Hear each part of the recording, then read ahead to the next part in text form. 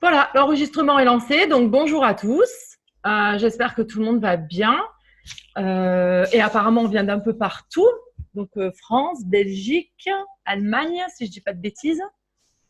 Voilà, donc bienvenue pour la conférence pour les personnes invitées. Suisse, c'est ça? Sergio, bienvenue de la Suisse.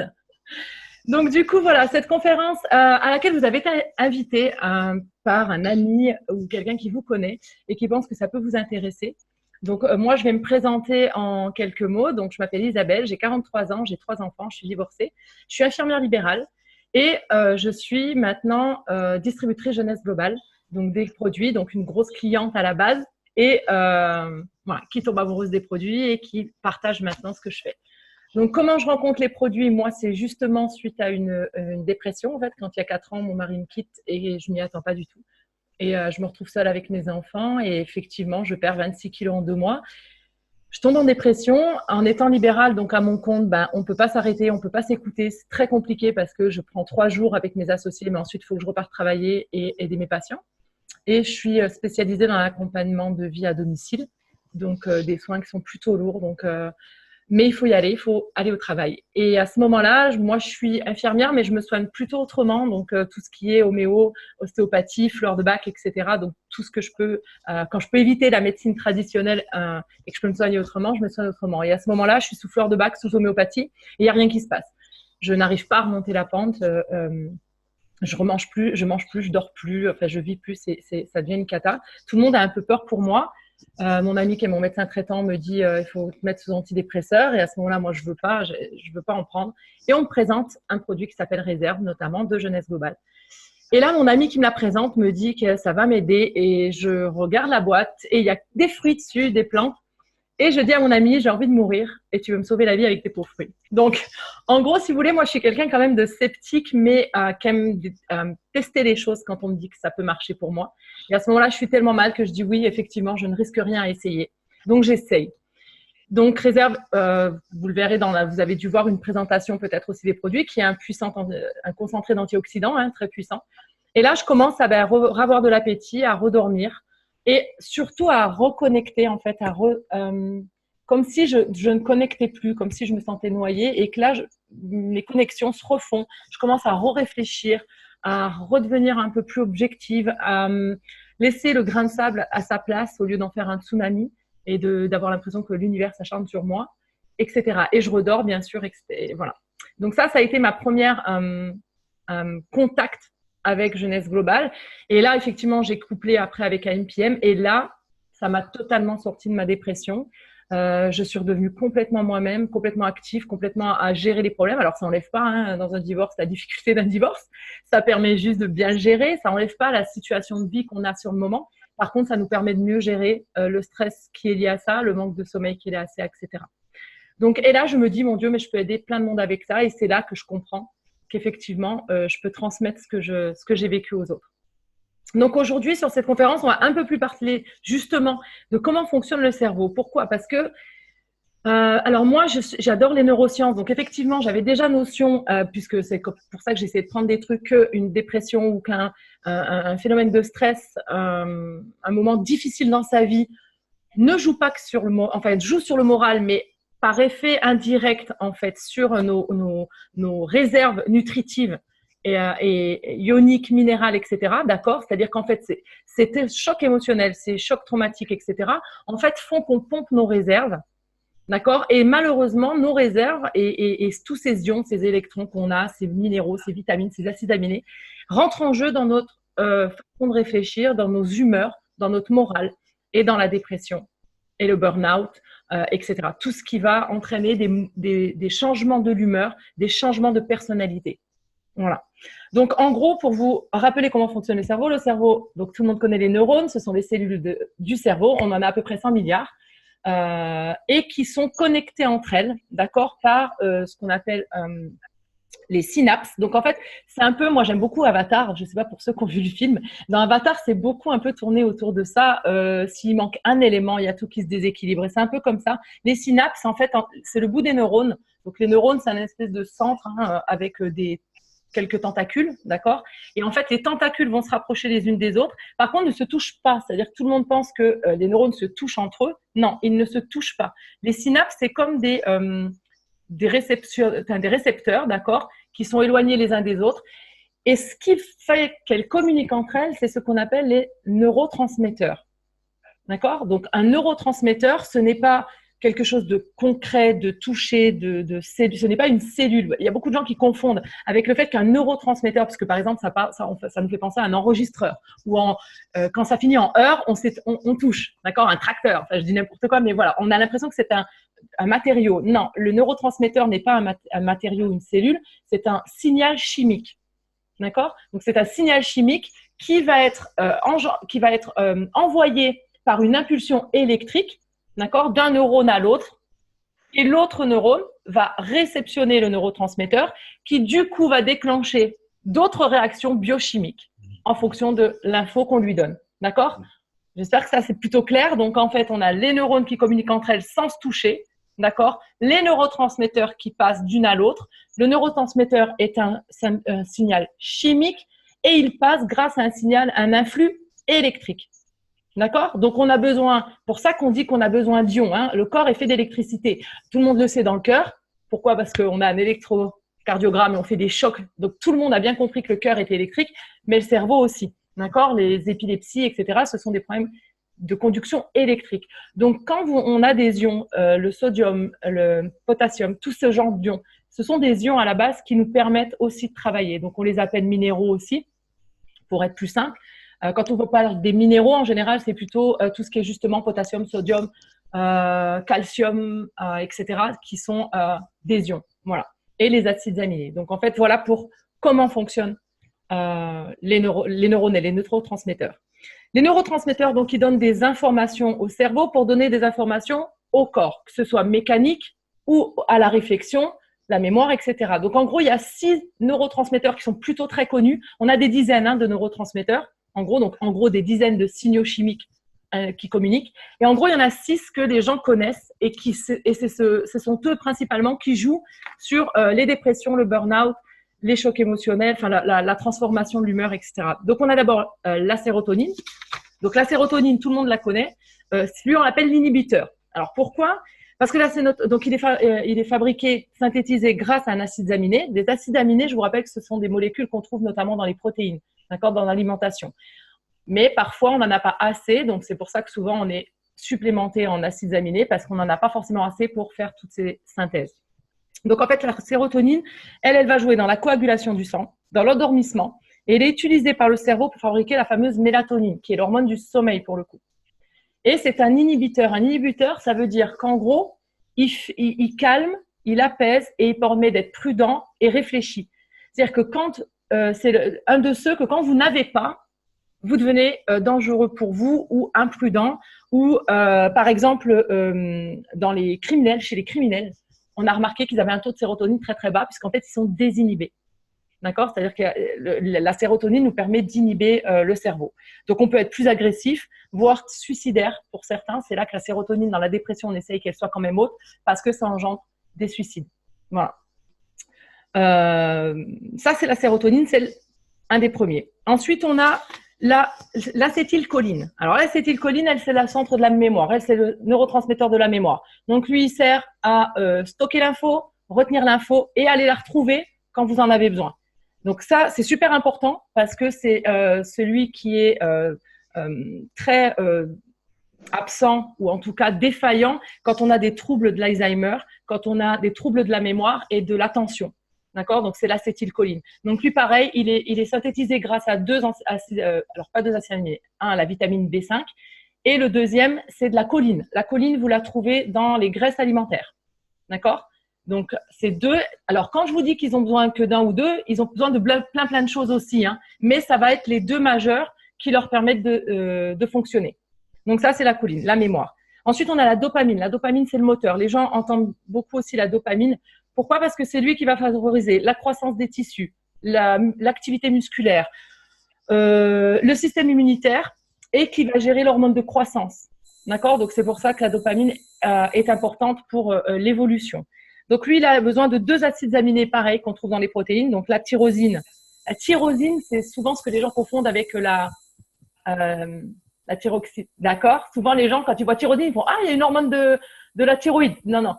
C'est la tyrosine, c'est un autre acide aminé. D'accord? Donc, lui, la dopamine, en fait, c'est un neurotransmetteur qui est tout le temps en train d'être dans la recherche du plaisir, des bonnes émotions. Il est là aussi dans le désir sexuel. D'accord? Si on a une bonne dopamine, en général, la libido est là. Et il est là aussi sur l'état d'alerte, de vigilance. D'accord? Donc, elle nous aide quand on a beaucoup de dopamine. En général, on s'endort pas. En tout cas, on est dans un état d'alerte présent. Et bien sûr, donc, si on n'en a pas, on est démotivé. On peut être apathique. Ce qu'on appelle apathique, donc c'est justement sans envie. C'est-à-dire que le cerveau n'est pas en recherche de plaisir ou recherche d'envie. Donc, ça entraîne une apathie. Et pour aller plus loin, avoir des dépressions. Là aussi.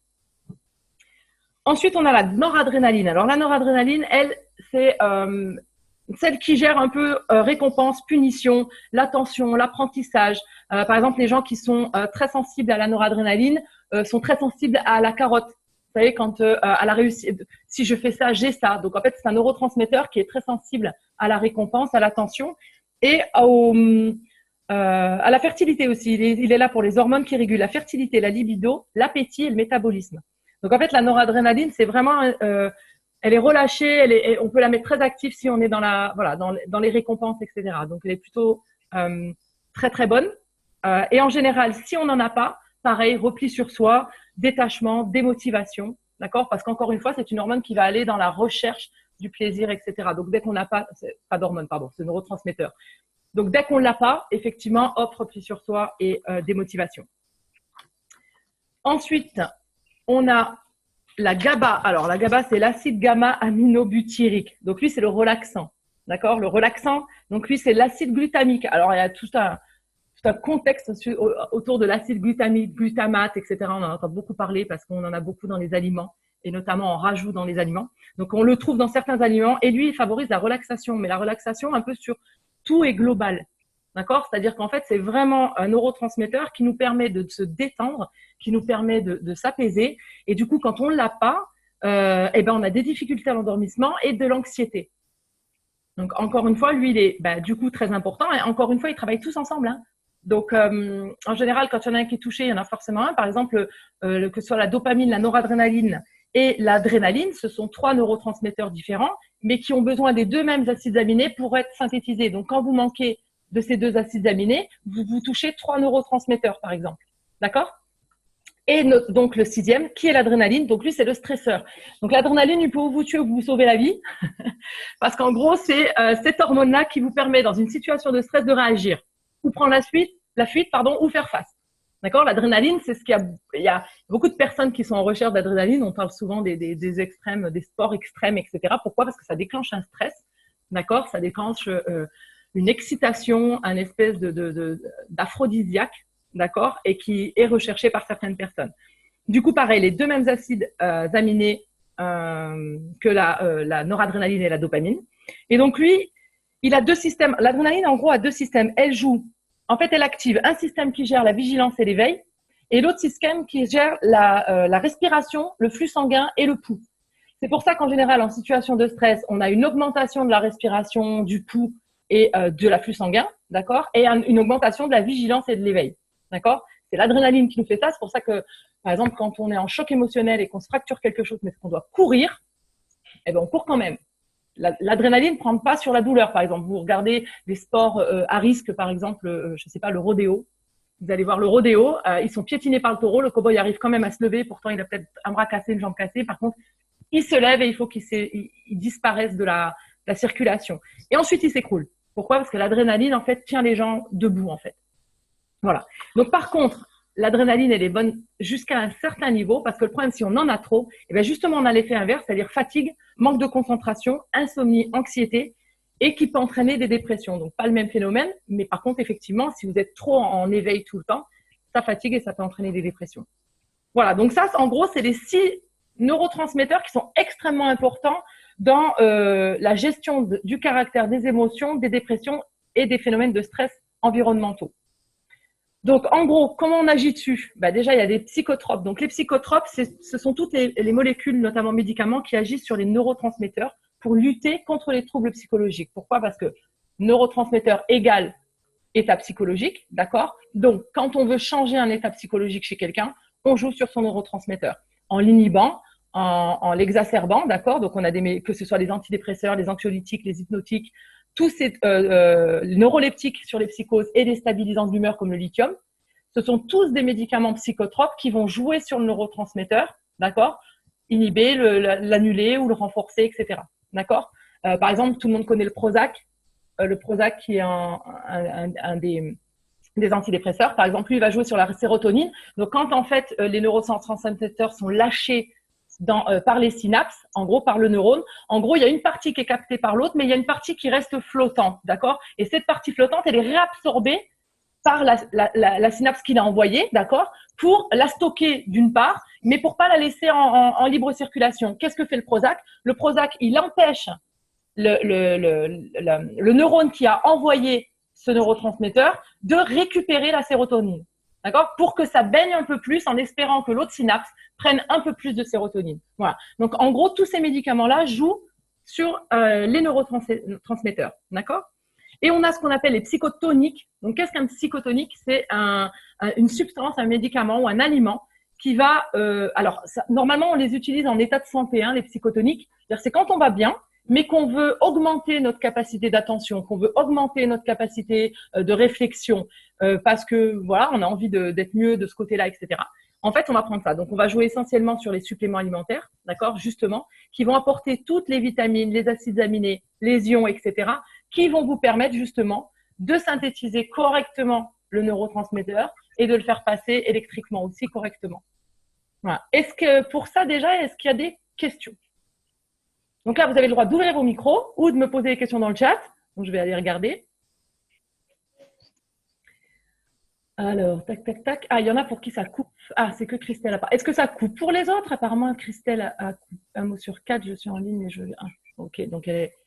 Alors, est-ce que pour certains d'entre vous, il y a des questions sur comment fonctionnent les neurotransmetteurs? Bon, a priori, non. Donc, voilà comment, et du coup, comment maintenant on va parler de comment fonctionnent nos suppléments alimentaires. Donc, dans nos suppléments alimentaires, donc Jeunesse Globale part du principe qu'ok, on a une physiologie que ça, on ne peut pas changer. D'accord? Vous êtes d'accord? On ne change pas notre physiologie. Le corps humain, il est fait comme ça, il fonctionne de telle façon. D'accord? Qu'est-ce qu'on fait pour l'aider à fonctionner mieux quand il est mal? Eh bien, on va lui apporter les vitamines, les oligo-éléments, les minéraux qu'il a besoin pour juste fonctionner. On n'essaye pas de compenser, de le stopper ou quoi que ce soit. On lui donne juste ce qu'il faut comme stock pour arriver à fonctionner de façon optimale. Pardon. D'accord? Donc, notamment là pour le coup pour la dépression, pour les chocs comme ça, les situations compliquées dans la vie, je vais vous parler notamment de réserve, mais surtout aussi d'AMPM. Pourquoi? Parce que c'est vraiment le complément alimentaire dans lequel vous retrouverez tout ce qu'il faut. Il y a 78 ingrédients dans l'un, 78 dans l'autre. D'accord? C'est-à-dire qu'il va couvrir à peu près tout ce que le cerveau a besoin, tout ce que le corps a besoin pour fonctionner correctement. Voilà. Donc, là, si vous n'avez pas de questions, ben, c'est plutôt bien. Donc, c'est que j'ai été plutôt claire, ou alors vous n'avez rien compris et c'est la cata. C'est une possibilité aussi. Je vous ai tous endormis.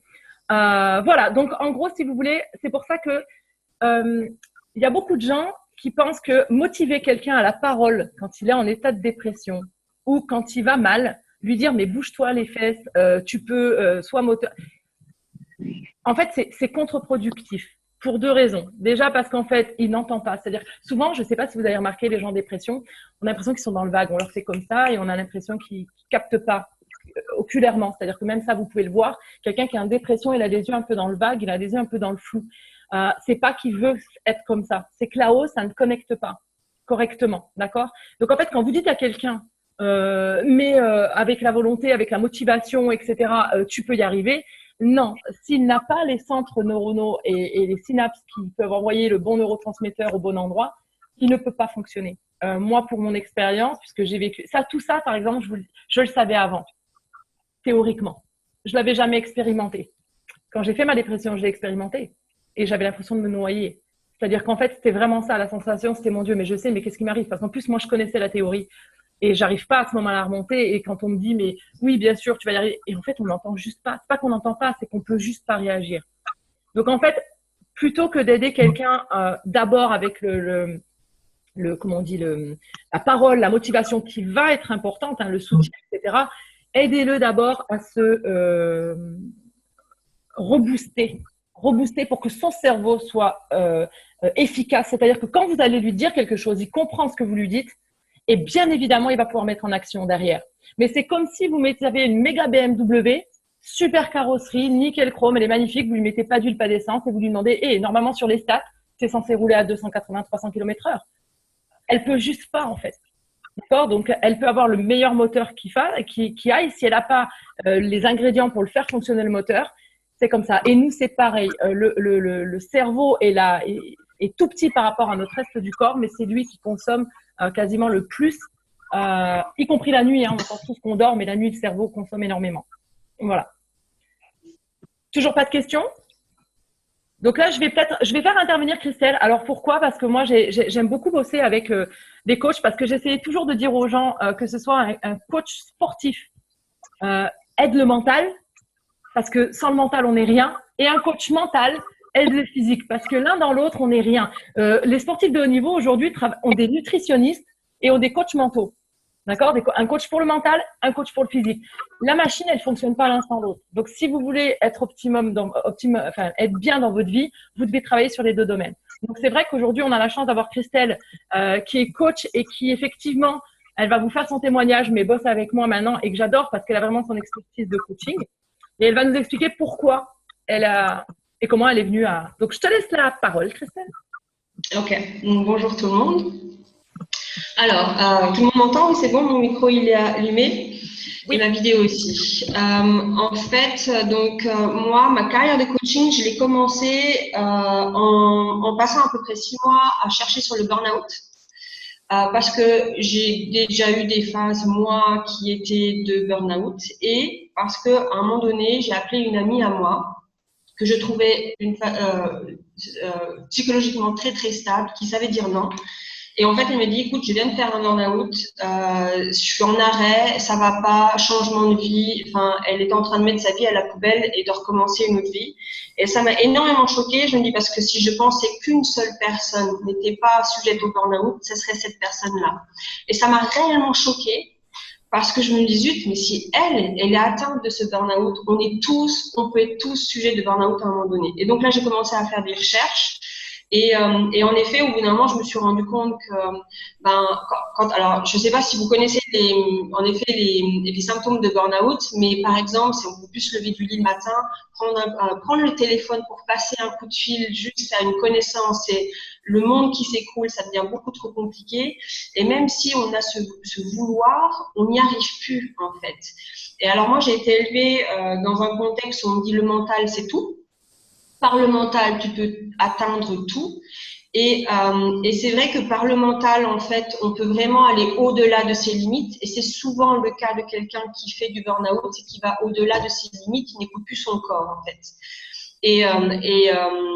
Et à partir de là, ça devient compliqué parce qu'en coaching, nous, ce qu'on demande souvent, on attaque le mental, en effet, et on dit, voilà, change en fait tes connexions neuronales. En gros, on dit pas ça comme ça, mais en gros, c'est quand même ça, on va utiliser la plasticité de ton cerveau, change tes connexions neuronales pour changer tes habitudes et tu vas voir, ça va aller mieux. Sauf que pour faire ça, il faut énormément d'énergie. Et quelqu'un qui est en burn-out, il peut juste plus. J'ai encore lu un article tout à l'heure d'un coach qui disait oui, bah c'est pas compliqué, il faut juste que tu changes ta façon de travailler, il faut que tu changes ça, il faut que tu changes ça, et puis fais de la cohérence cardiaque et blablabla. Et en fait, mais même lui demander de se lever 2 minutes différemment le matin, même lui demander de se lever le matin, c'est juste plus possible. Enfin, moi, je sais que je connais des personnes qui n'arrivaient plus à se lever, et même si elles arrivaient à se lever, 2 heures plus tard, elles étaient à nouveau couchées parce qu'elles n'y arrivaient juste plus. Et en plus, les gens qui font du burn-out, en général, sont des gens qui sont des overachievers, des gens qui veulent toujours en faire plus. Et donc, ils ont toute la culpabilité qui va avec. Et quand on leur demande d'en faire plus encore, ils n'y arrivent pas, ils se culpabilisent encore plus. Donc, c'est vraiment un cercle vicieux et on les aide pas. Plus on les pousse et moins on les aide, en fait. Et c'est vrai qu'en allant dans cette direction-là, Et en allant chercher et justement en commençant à discuter avec des naturopathes, eh ben, on s'est rendu compte que ça, c'est un cerveau, mais on a un autre cerveau qui est dans l'estomac.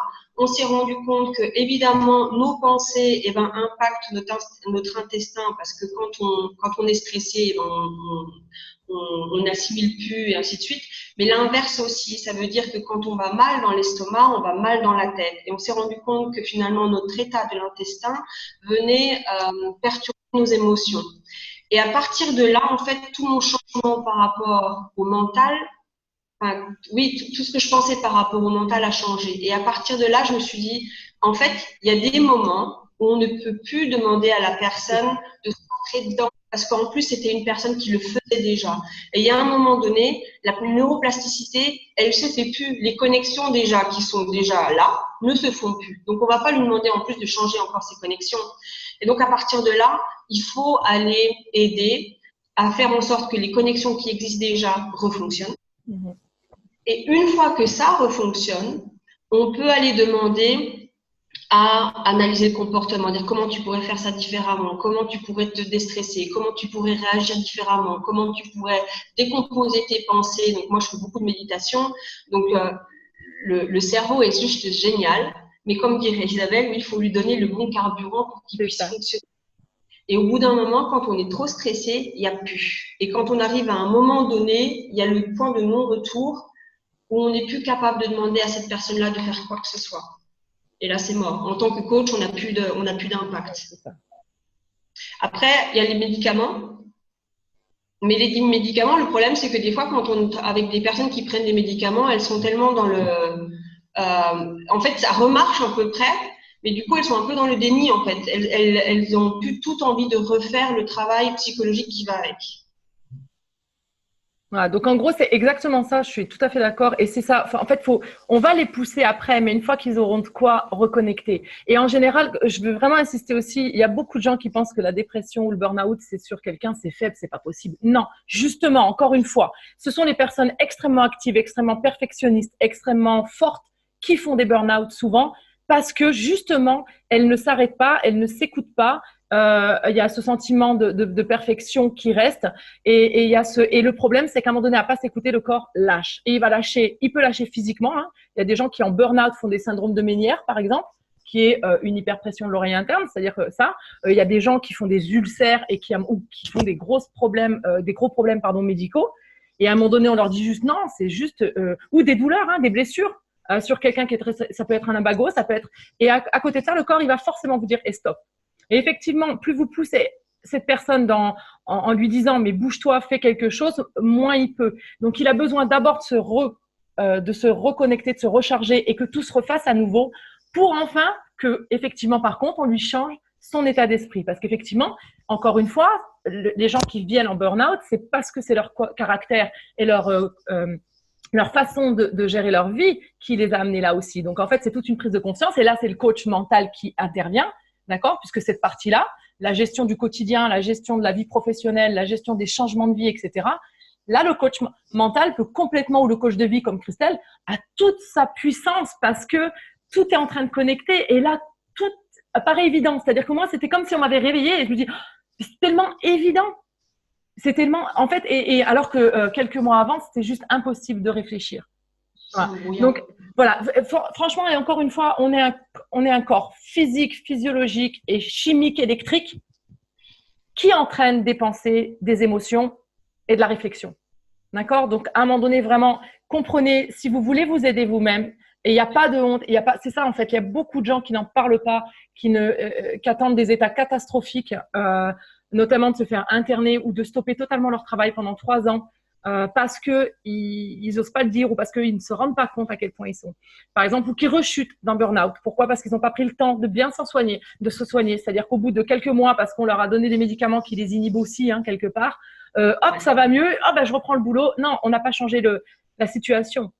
Donc, c'est là où, à un moment donné, changer, évoluer, pas forcément changer, mais en tout cas, adapter la situation ou adapter soi-même. Comme disait Christelle sur la méditation, sur comment je prends les choses, comment je réagis moi face à ces choses que je ne peux pas changer. D'accord? Donc, pensez que l'un et l'autre vont complètement ensemble, mais qu'effectivement, en premier, quand on est comme ça, c'est se charger avant le mental, avant de travailler. Encore une fois, le neurotransmetteur entraîne l'état psychologique. C'est pas l'état psychologique. Enfin, après, oui, hein, si, parce qu'après, ensuite, ça retourne. C'est-à-dire qu'ensuite, un état psychologique, effectivement, vous fait consommer plus vos vitamines, vos ions, etc. D'accord? Pourquoi? Parce qu'un malaise vagal, par exemple, quelqu'un qui a une grosse peur, pourquoi on le sucre d'après vous? Pourquoi d'un coup? Parce qu'en fait, il a vidé ses batteries juste à cause du stress, à cause de la peur. Aux urgences, quand vous venez et que vous avez des troubles de la conscience, la première chose qu'on vous fait, c'est la GT normalement, le test de sucre. Pourquoi? Parce que quelqu'un qui est en hypoglycémie, il peut avoir des comportements complètement anormaux qui font pas penser à une hypoglycémie, mais complètement une démence ou qu'est-ce qu'il a, ça va pas ou quoi, etc.